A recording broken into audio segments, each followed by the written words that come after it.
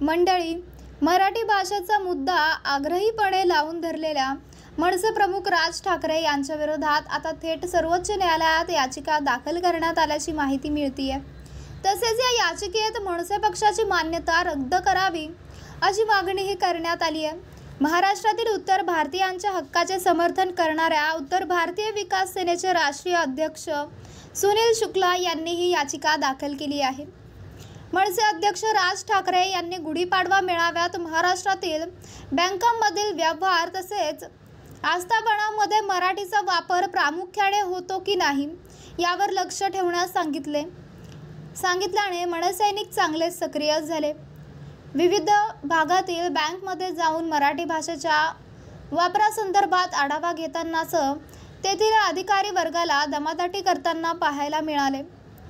तसेच अनेक बँकमध्ये गोंधळ घातल्याच्या तसेच मराठी अधिकाऱ्यांना दमादाटीच्या घटना समोर आल्या।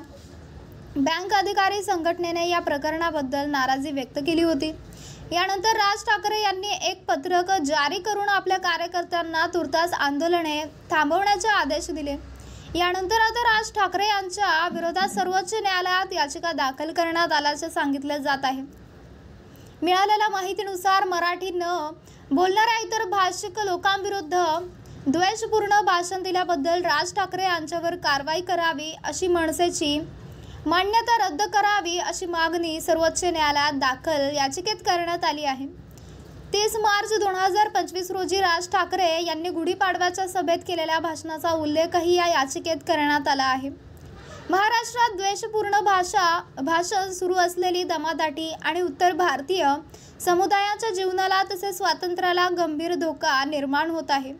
मॉल आणि बँका अशा सार्वजनिक ठिकाणी काम करणाऱ्या अमराठी भाषिकांवर हल्ले केले जात आहेत असे या याचिकेत म्हटले गेले आहे। तसेच महाराष्ट्राचे मुख्यमंत्री, वरिष्ठ पोलीस अधिकारी आणि भारतीय निवडणूक आयोग यांच्याकडे अनेकदा देखील तक्रारी करूनही FIR दाखल करण्यात आलेल्या नाहीत असेही या याचिकेत म्हटले जात आहे।